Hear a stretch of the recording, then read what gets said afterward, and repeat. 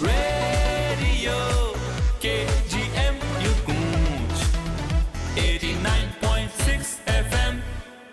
89.6 megahertz की frequency पर आपने ट्यून किया है रेडियो KGMU गूंज। मैं हूं आपके साथ आरजे अभी, और एक बार फिर से लेकर के आ चुका हूं आप सबके लिए बहुत ही शानदार सा कार्यक्रम जिसका नाम है देश की शान हमारा किसान। जी हां, एक ऐसा शानदार सा कार्यक्रम जिसमें होती है खेती किसानी की बातचीत, क्योंकि हम ये जानते हैं कि भारत जो है वो कृषि प्रधान देश है, और यहाँ पर लगभग ये कह सकते हैं हम कि लोगों की आजीविका कहीं ना कहीं कृषि पर आधारित है। और ऐसे में किसान भाई बहन जो हैं, उनकी आय कैसे दोगुनी की जाए, उनके श्रम को कैसे कम किया जाए, उनकी आय को कैसे बढ़ाया जाए, कम लागत में ज़्यादा उपज कैसे पाया जाए, ये तमाम बातें होती हैं जिनमें लगातार शोध चल रहा है हमारे भारत में।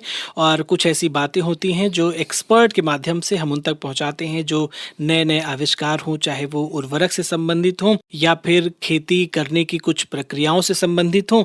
ये सारी बातें एक्सपर्ट के ज़रिए हम उन तक पहुँचाने की कोशिश करते हैं। विभिन्न विषयों पर हम बात करते हैं ताकि हमारे किसान भाई बहन जो श्रम कर रहे हैं, उनका श्रम तो कम हो ही, साथ ही साथ पैसे की भी जो हम कहें कि जो खर्च होता है उसमें भी कमी आए और वो उपज ज़्यादा पा सके। देखिए, इसी विषय में, इसी क्रम में आज हम जिस टॉपिक पर बात करने जा रहे हैं वो है राई सरसों फसल की वैज्ञानिक खेती। राई सरसों के बारे में आप सब जानते होंगे, लेकिन अच्छा, उसकी खेती भी आप करते होंगे, पर बड़ा सवाल ये है कि कम लागत में, कम मेहनत में कैसे ज़्यादा उपज पाई जा सके, या इसकी पूरी प्रक्रिया क्या होती है, विधि क्या होती है अच्छी खेती करने की। तो इसी विषय में आज हम बात करने वाले हैं। एक्सपर्ट के तौर पर, कृषि विशेषज्ञ के तौर पर आज हमारे साथ स्टूडियो में मौजूद हैं एक बार फिर से doctor Satyendra Singh ji, Indorama India private limited से। डॉक्टर साहब, आपका बहुत बहुत स्वागत है हमारे इस कार्यक्रम में। धन्यवाद अभिषेक। सर, जैसा कि आज हमने बताया अपने श्रोताओं को कि आज हम बात करने वाले हैं राई सरसों फसल की वैज्ञानिक खेती के बारे में। बहुत सारे किसान भाई बहन इसकी खेती करते होंगे, उन्हें फायदा या नुकसान जो भी होता होगा, आज तक तो जो हुआ वो हुआ, लेकिन आज के बाद से वो आपको सुनने के बाद अपनी खेती में किस तरह के बदलाव करें ताकि उनका भविष्य बेहतर हो, उनकी आय बढ़े। इस संबंध में हम पूरी जानकारी आपसे लेने की कोशिश करेंगे। तो सबसे पहला मेरा जो सवाल ये है कि भारत देश की अगर हम बात करें तो यहाँ पर पाई जाने वाली विभिन्न राई सरसों की जो फसलें हैं उनके बारे में थोड़ा सा बताएं, फिर आगे की बातचीत हम शुरू करेंगे। बहुत बढ़िया क्वेश्चन आपने पूछा अभिषेक। सबसे पहले देखिए, देश में राई सरसों समूह की 7 जो है मुख्य फसलें तिलहनी फसल के रूप में उगाई जाती हैं, जिनमें तोरिया, गोभी सरसों, पीली सरसों, भूरी सरसों एवं तारामीरा सरसों समूह और राई एवं करण राई समूह की प्रमुख फसलें हैं। ठीक है। राई, जिसे लाहा, राया या लहटा या तो आमतौर पे सरसों के नाम से भी जाना जाता है, उसको कुल क्षेत्रफल के लगभग 3/4 हिस्सों में भारत में उगाया जाता है। उसके बाद तोरिया, पीली सरसों और भूरी सरसों तथा अन्य फसलों का स्थान आता है। पहले इन फसलों को प्रमुखतया जो है बरानी और सीमांत क्षेत्रों में उगाया जाता था, लेकिन अब इसे सीमित सिंचित दशा में भी उगाते हैं। राजस्थान, उत्तर प्रदेश, मध्य प्रदेश एवं हरियाणा तथा कुछ गुजरात जैसे राज्य जो हैं वो सरसों के जो है प्रमुख उत्पादक राज्य हैं, और जिनमें कुल क्षेत्रफल का लगभग, भारत के कुल क्षेत्रफल जिसमें सरसों की खेती की जाती है, 80% तो केवल इसी राज्य में, जिसका मैंने नाम लिया, इसी राज्य में जो है इनकी खेती होती है। और भारत के कुल सरसों उत्पादन का 84% हिस्सा लगभग जो है इन्हीं क्षेत्रों में पैदा किया जाता है। तो इस दृष्टि से अगर देखें तो सरसों की फसल जो है हमारे किसान भाइयों के बीच में बहुत ही लोकप्रिय होती जा रही है, क्योंकि इसमें कम सिंचाई व लागत दूसरी फसलों की अपेक्षा कम होता है, और उपज जो है या लाभ कहें, अगर सकल लाभ की बात करें तो ज़्यादा होता है। और ये राई सरसों फसल की जो खेती है, इसको मिश्रित रूप में या 2 फसलीय चक्र में भी आसानी से किसान भाई हमारे कर सकते हैं। ठीक है। बिल्कुल डॉक्टर साहब, आपने जिस तरह से बताया राई सरसों की खेती के बारे में, वो बहुत ही महत्वपूर्ण जानकारी थी हमारे सभी किसान भाई बहनों के लिए।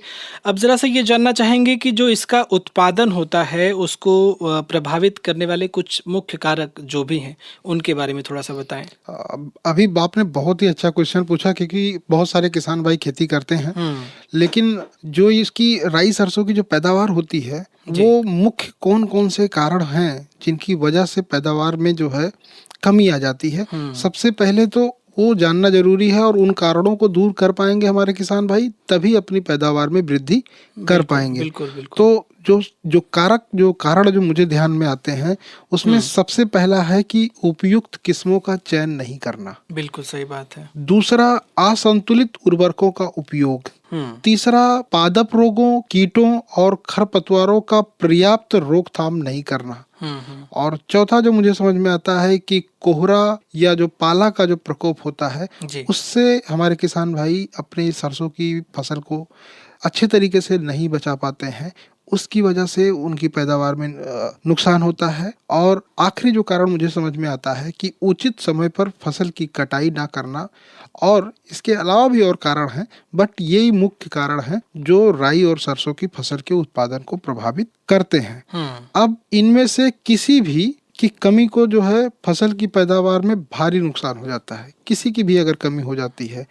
कुछ राज्यों में नमी की सीमित मात्रा और खरपतवारों का अधिक प्रकोप जो होता है, वो भी उपज पर जो है बहुत ही प्रतिकूल प्रभाव डालता है।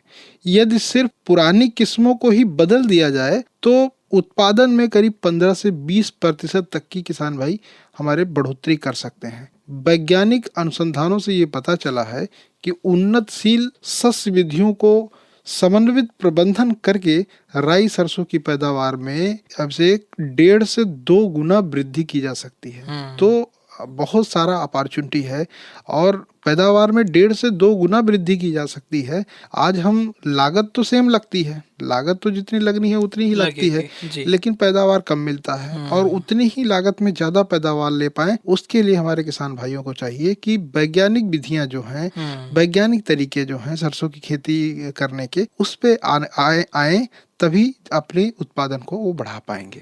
बिल्कुल। अच्छा, मुझे लगता है कि डॉक्टर साहब उत्पादन को जब बढ़ाने की बात हम करते हैं, अपने किस्मों की बात की या खरपतवार नियंत्रण की बात की, इसके साथ साथ भूमि की तैयारी, जब हम बुआई करते हैं तो उससे पहले भूमि की तैयारी या भूमि का भी उपचार करते हैं, इसके बारे में भी थोड़ा सा बताएं। चाहे बीज दर की हम बात करें या बीज की उपचार की बात करें, तो ये बहुत सारे मुख्य बिंदु ऐसे हैं जिन पे किसानों को ध्यान देने की जरूरत होती है। तो थोड़ा सा इस पे कैसे वो ध्यान दें, क्या कुछ समझे, इसके बारे में बताएं आप। देखिए, बहुत सही आपने क्वेश्चन पूछा, क्योंकि जो खेती में जो छोटे छोटे कारण होते हैं, जैसे आपने कहा भूमि की तैयारी, बीज का सिलेक्शन, ठीक है, बीज की मात्रा, बुआई का समय, ठीक है, या बिरलीकरण, या खेती में सरसों की खेती में किसान भाई हमारे जो करते हैं, उन्हीं चीजों को, कुछ कोई नई बात नहीं करनी है, उन्हीं चीजों को अगर अच्छे तरीके से या वैज्ञानिक तरीके से करेंगे तो हम अपने फसल की उत्पादन को डबल कर पाएंगे, बढ़ा सकते हैं। अब जैसे पहला आपने पूछा भूमि की तैयारी, तो राई और सरसों की जो फसल है उसको जो है जिस भी खेत में ले रहे हैं वो खेत समतल होना चाहिए, पहली चीज। दूसरा, उस खेत में अच्छे जल निकास वाली होनी चाहिए। बलुई दोमट से अगर दोमट मिट्टी ली जाती है तो वो राई सरसों के उत्पादन के लिए सबसे उपज देने के लिए सबसे अच्छी जमीन मानी जाती है।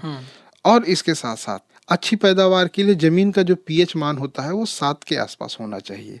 बहुत ज़्यादा अम्लीय या बहुत ज़्यादा क्षारीय मिट्टी जो होती है वो इसकी खेती के लिए उपयुक्त नहीं होती है।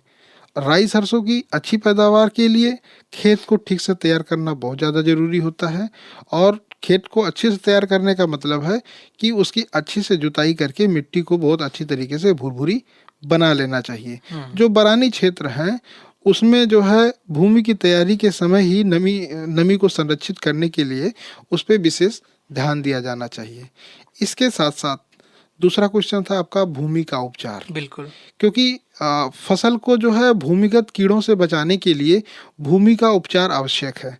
अंतिम जुताई के बाद किसान भाइयों को चाहिए कि 1.5% क्विनाल्फास 20 से 25 किलोग्राम प्रति हेक्टेयर की दर से अगर मिट्टी में मिला दें, ताकि जो भूमिगत कीड़े हैं उनकी रोकथाम कर पाएं और जो कुछ भूमि से होने वाली जो बीमारियां हैं उनके लिए भी कोई फंजीसाइड का जो है अगर आप उपयोग करते हैं हमारे किसान भाई, तो उससे भूमि का उपचार हो जाता है और संभावित जो कीट हैं या संभावित जो रोग हैं उनकी मात्रा कम हो जाती है। एकदम से खत्म नहीं होता, लेकिन उनकी मात्रा कम हो जाती है। अब तीसरा, बीज दर।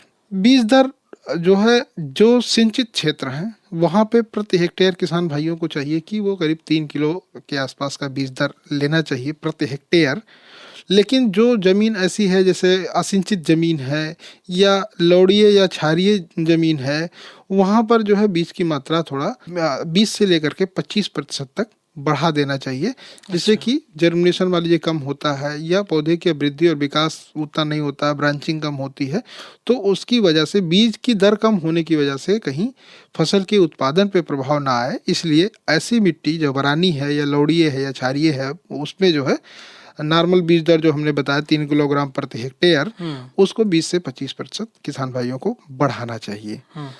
चौथा चीज, आपने बीज उपचार की बात करी। बीज उपचार देखिए, जहाँ पर भी अगर तना गलन की बीमारी विशेष रूप से आती है, वहीं पर ही किसान भाइयों को चाहिए कि बीज को बुआई से पहले जो है कार्बनडिजिम से जो है 2 ग्राम की मात्रा जो है प्रति किलो बीज की दर से अवश्य उपचारित करना चाहिए, जिससे कि जो है ये जो तना गलन की समस्या है इससे हमारे किसान भाइयों को निजात मिल पाएगी। इसके साथ साथ जैसे आपने पूछा ना, बहुत सारे फैक्टर हैं। इसके साथ साथ बुआई का समय भी बहुत ज़्यादा मायने रखता है। और ये विभिन्न स्थानों पर बुआई का समय जो होता है ना, ये तापमान, मानसून समाप्ति की तिथि क्या है और फसल चक्र क्या है, उसके अनुसार जो है विभिन्न एरियाज में अलग अलग होता है। बुआई में देरी होने से उपज की, उत्पादन की और उसमें तेल की मात्रा, उत्पादन और तेल की मात्रा दोनों में कमी होती है। और अगर बुआई के उचित समय की बात करें, ज़्यादातर जैसे इन राज्यों में, तो बुआई का जो अच्छा समय होता है वो सितंबर से लेकर के अक्टूबर के अंत तक का होता है। तो सितंबर अंत से लेकर के अक्टूबर अंत तक, तो ये 1 महीने का जो समय है, ये बुआई के लिए जो है सबसे अच्छा माना जाता है। इसके साथ साथ आखिरी चीज जो है, बुआई की विधि भी ये देखना चाहिए। बुआई की विधि से भी जो है ना उपज में पड़ता है, क्योंकि ज्यादातर ऐसे देखने में आता है कि कुछ किसान भाई जुताई जो किया हुआ जो खेत होता है उसी में जो है अपने राई या सरसों के बीज को बिखेर करके और पाटा लगा देते हैं। लेकिन अनुसंधानों से ये पता किया गया है कि सरसों की बुआई अगर पंक्तियों में की जाती है, 30 से 40 सेंटीमीटर की दूरी पे किया जाता है, तो उसमें किसान भाइयों को ज्यादा उपज मिलने की संभावना रहती है। तो कोशिश करना चाहिए कि इसकी बुआई जो है पंक्ति के आधार पर करें। जी अभिषेक, तो ये कहने का मतलब कि एक पूरा तरीका आपने बता दिया कि भाई भूमि की तैयारी कैसे करनी है, उपचार कैसे करना है भूमि को लेकर के, बीज दर क्या हो, बीज का उपचार कैसे करें, ये सारी बातें, और समय के बारे में भी और पूरी विधि आपने बता दी। अब अगर हम कुछ उन्नत किस्मों की बात करें, जैसा कि अभी आपने शुरुआत में जिक्र किया था कि उत्पादन को प्रभावित करने वाले मुख्य कारक में ये आता है कि आप किस किस्म का चुनाव कर रहे हैं। जी, तो कौन कौन सी किस्में हैं जिनका चुनाव किसान भाई बहन करें ताकि ज़्यादा उन्हें फ़ायदा हो सके, चाहे वो तेल के माध्यम में हम देखें या फिर उपज के माध्यम में देखें? बिल्कुल अभिषेक, देखिए हमारे देश में राई सरसों समूह की जो है ना 7 मुख्य फसलें जो है तिलहनी फसल के रूप में उगाई जाती हैं। अच्छा। जहाँ तक राई सरसों के अच्छे किस्म का सवाल है, तो कोई भी किस्म सभी परिस्थितियों में एक जैसा उत्पादन नहीं देता है। बिल्कुल। अलग अलग किस्म का जो है उत्पादन की उनकी क्षमता जो होती है ना, वो जलवायु, भूमि या अपनाई गई जो वैज्ञानिक तकनीकी है उसके आधार पर निर्भर करती है। बिल्कुल। तो इन 7 समूहों में से सबसे जो पहला समूह है वो भारतीय राई अथवा लाहा की जो अनुशंसित किस्में हैं, वो उनके बारे में हम लोग बात करते हैं। तो राई की जो किस्में हैं, सिंचाई, ऐसे क्षेत्र जहाँ पर सिंचित क्षेत्र है और समय से बुआई की जाती है, वहाँ के लिए अच्छी किस्म है आपका जो है NR CDR02 के नाम से आती है, गिरिराज के नाम से आती है, RH 749, Lakshmi, Vasundhara, JM2, Pusa mustard 21, Pusa mustard 24, बहुत सारी किस्में हैं। लेकिन ये कुछ संकर किस्में हैं जो कि उर्वशी, माया, ये सब मुख्य किस्में हैं जो राई की, जो सिंचित और समय से बुआई के लिए ज़्यादा उपयुक्त होती हैं।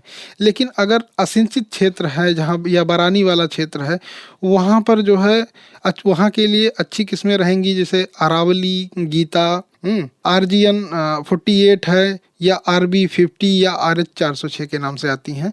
ये किस्में अच्छी हैं। अगर राई के को जो है कोई किसान भाई लौड़िया या क्षारीय भूमि में बोना चाहता है तो उसके लिए CS 54 है, CS 56 है और CS 52, ये 3 प्रमुख किस्में हैं जो लौड़िया और क्षारीय भूमि के लिए हैं। अगेती बुआई के लिए अगर बात करें तो अगेती बुआई के लिए पूसा अग्रणी बहुत अच्छी किस्म है, पूसा महक है, पूसा मस्टर्ड 27 है, ठीक है। नरेंद्र अगेती राई 4 है, पूसा मस्टर्ड 25 है, पूसा मस्टर्ड 28 है। तो ये कुछ किस्में हैं जो अगेती बुआई के लिए।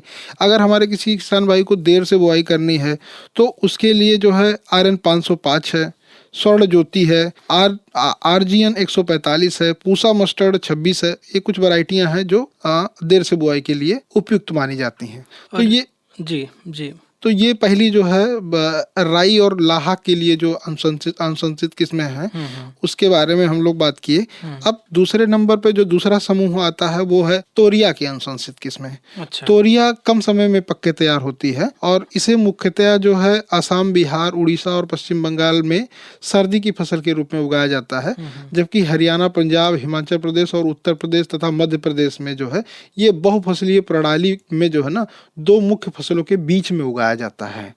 तो इसकी जो है कुछ अच्छी किस्में जो सिंचित क्षेत्र के लिए उपयुक्त हैं, उनमें से कुछ का नाम जैसे अग्रणी, भवानी है, GT1 है, पांचाली है।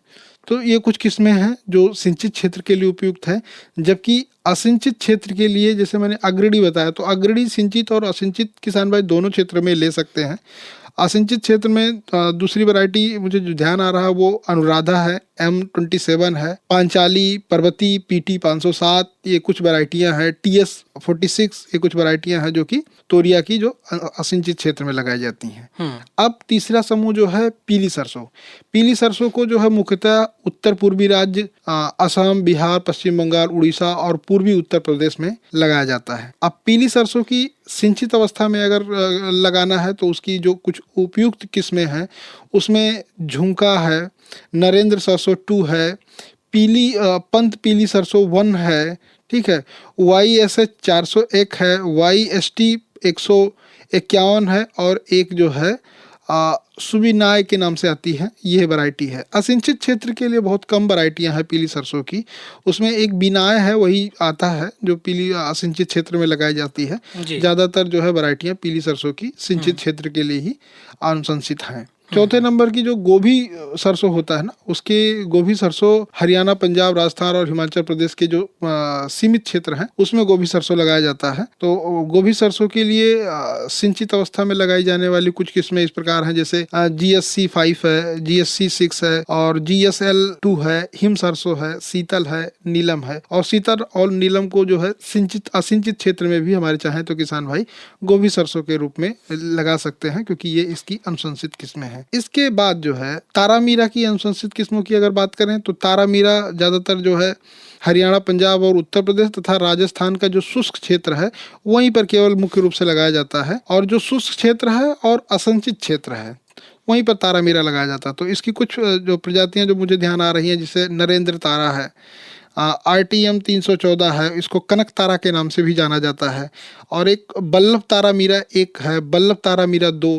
तो बल्लभ तारा मीरा 1 और बल्लभ तारा मीरा 2 जो है ये भी दोनों वैरायटियां असिंचित क्षेत्र के लिए बहुत ही उपयुक्त हैं। इसके बाद से 2 कैटेगरी और रह जाती है। एक भूरी सरसों। भूरी सरसों जो है मुख्य रूप से ठंडे क्षेत्रों में और खासतौर पर कश्मीर और हिमाचल की घाटियों में लगाया जाता है। इसकी बहुत कम वैरायटियां हैं। सिंचित क्षेत्र के लिए BSH 1 है, KBS 3 है, और असिंचित क्षेत्र के लिए ये BSH 1 जो है किसान भाई चाहे तो लगा सकते हैं। करण राई आता है, तो करण राई जो है हरियाणा, पंजाब, राजस्थान और हिमाचल प्रदेश के जो है बहुत कुछ सीमित क्षेत्रों में ही लगाया जाता है, और इसकी भी जो है सिंचित और असिंचित दोनों अवस्था के लिए जो कुछ उपयुक्त किस्में हैं वो जैसे कि किरण है और पूसा स्वर्णिम है।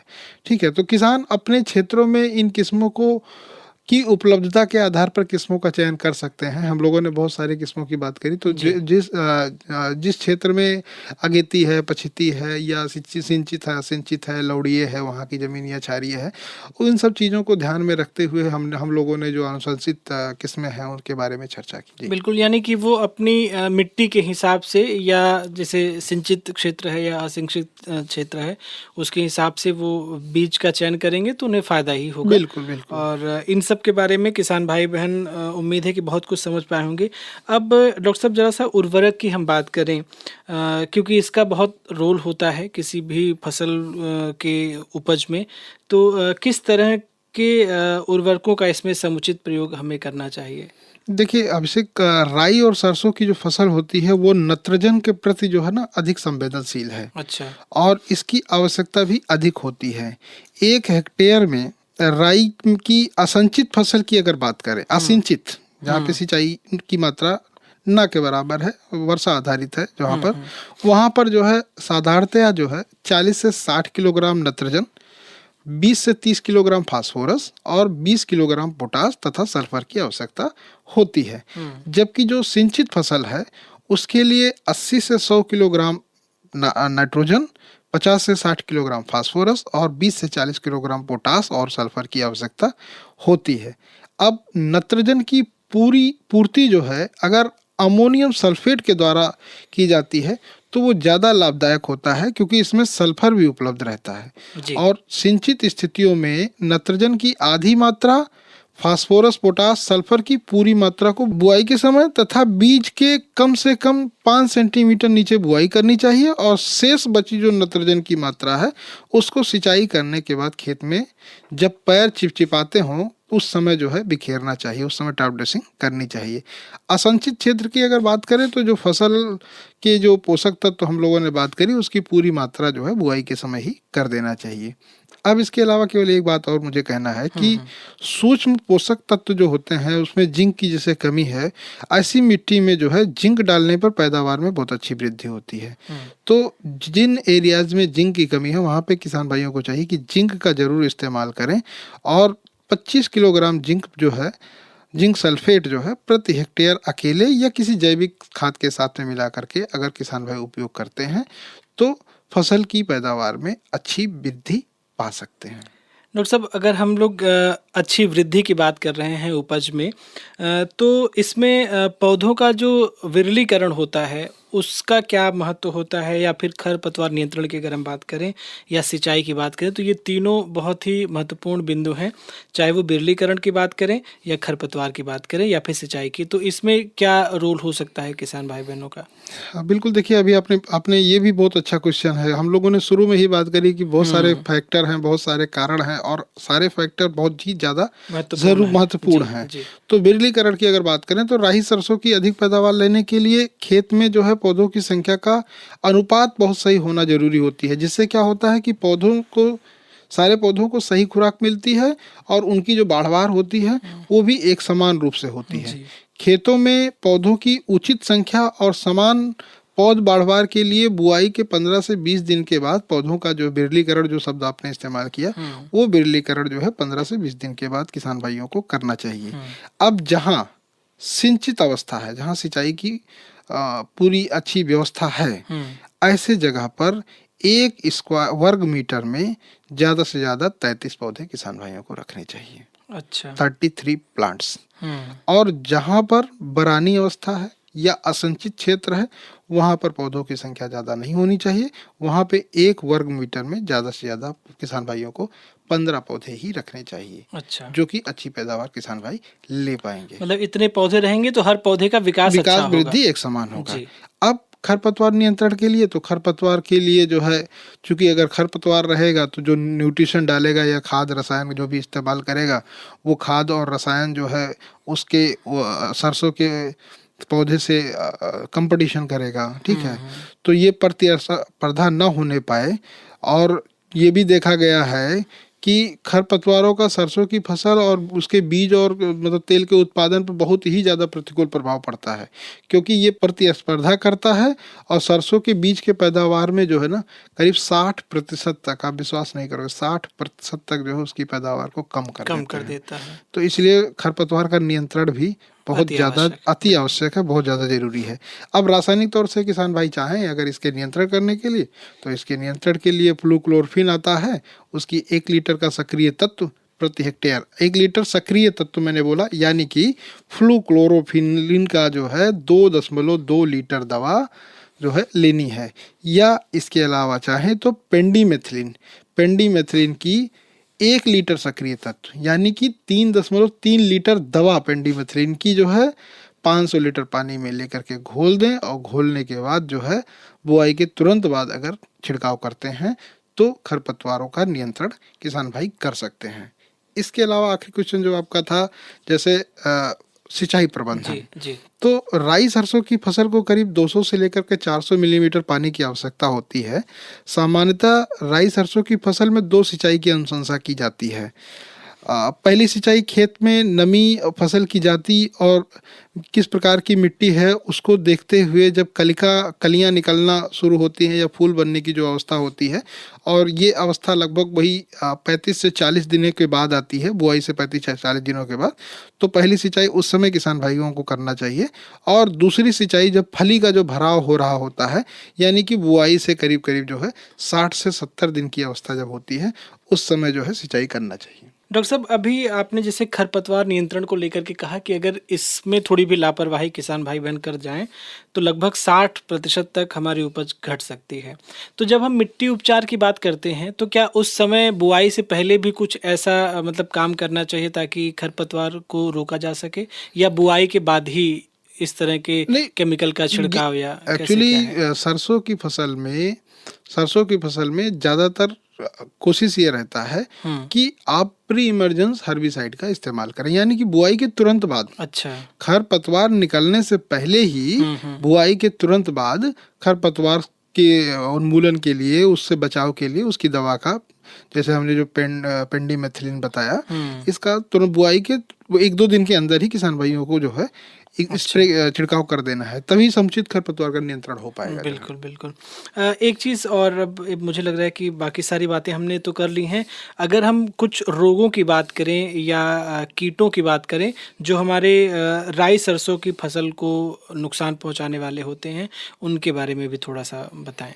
देखिए, सरसों की फसल को जो है कीट और फफूंद से बचाने के लिए और उसके रोग के प्रबंधन के लिए कुछ बातें हैं जिन पे हम लोग बात करेंगे।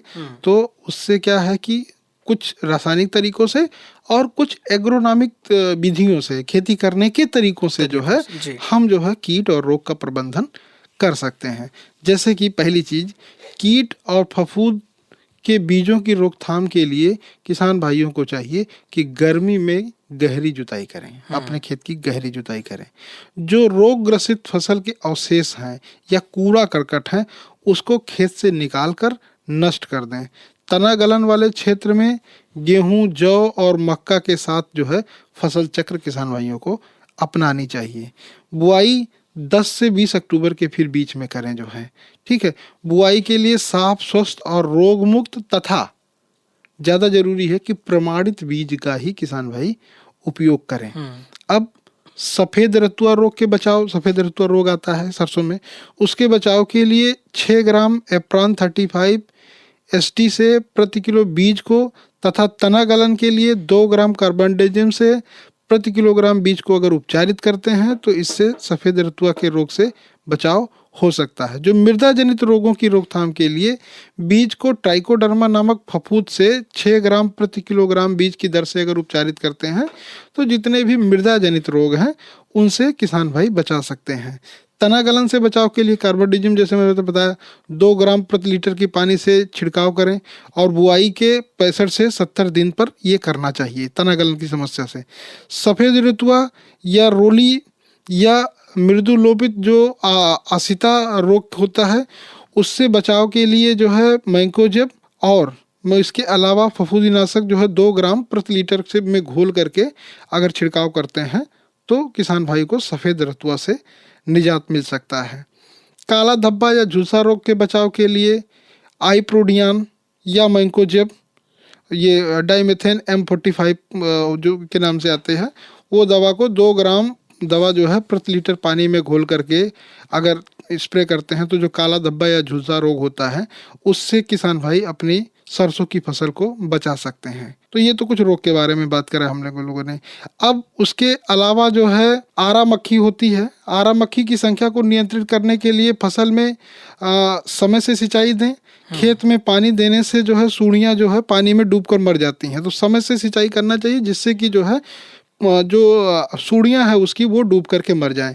इसके अलावा जो है चितकबरा कीट जो होता है उसकी संख्या को कम रखने के लिए फसल में किसान भाइयों को चाहिए कि निराई और गुड़ाई सही समय से करते रहें तथा फसल को सुनहरी अवस्था में काटें और उसकी मड़ाई थोड़ा जल्दी कर लें। ऐसा बहुत ज़्यादा उसको परिपक्व ना होने दें, जो सुनहरी अवस्था होती है उसी अवस्था में ही किसान भाई अपनी फसल को हार्वेस्टिंग करें।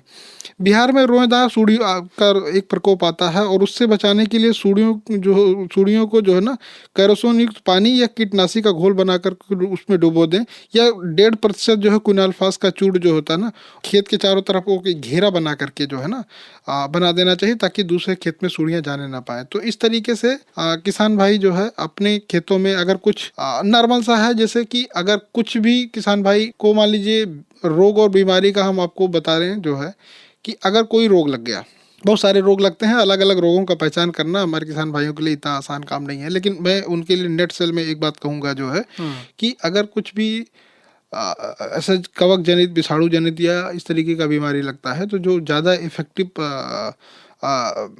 दवाई है और जैसे एजॉक्सिस्ट्रोबिन टेक्निकल है उसका इस्तेमाल अगर किसान भाई करते हैं 2 मिलीलीटर जो है प्रति लीटर पानी में घोल करके अगर उसका इस्तेमाल करते हैं तो जो कवक जनित, विषाणु जनित या जो है फफूंदी जनित ज़्यादातर जो बीमारी हैं फंगल उससे होती हैं उनसे कंट्रोल पा सकते हैं। और जो कुछ कीड़े मकोड़े जैसे इमिडाक्लोपीड का इस्तेमाल कर सकते हैं, जो इल्लियाँ जो नुकसान करती हैं पत्तियों को काट देती हैं, या अगर रस चूसक कीड़ों से समस्या है, कई बार क्या होते हैं रस चूसक कीड़े लग जाते हैं, तो रस चूसक कीड़े पत्ती के निचले सतह पे लगते हैं, जैसे रस चूसक कीड़ों में आपका जेसिड्स हो गया, एफिड्स हो गया, थ्रिप्स हो गया, तो इस तरीके के जो कीड़े लगते हैं उसके बचाव के लिए थायोमेथाक्साम FS जो है थिमिक्स के FS के नाम से आता है एक दवाई, उसको जो है 100 ml जो है 100 ml से 150 ml प्रति एकड़ की दर से अगर स्प्रे करते हैं तो जो रस चूसक कीड़े हैं उनसे किसान भाई अपने राई की और सरसों की फसल को संपूर्ण रूप से बचा सकते हैं। बिल्कुल डॉक्टर साहब, मुझे लगता है कि बहुत सारी जानकारियां आज आपने राई सरसों फसल की वैज्ञानिक खेती के बारे में बताया और बहुत ही इसका फ़ायदा हमारे किसान भाई बहन उठाने वाले हैं और उम्मीद है कि आज के बाद ये जानकारी मिलने के बाद कहीं ना कहीं उनको जो खेती करने का उनका तरीका है वो उसमें बदलाव लाएंगे और अच्छी उपज पा सकेंगे। तो डॉक्टर साहब, इतनी महत्वपूर्ण जानकारी देने के लिए आज आप हमारे स्टूडियो में, इसके लिए आपका बहुत बहुत शुक्रिया। धन्यवाद। धन्यवाद। अभी रेडियो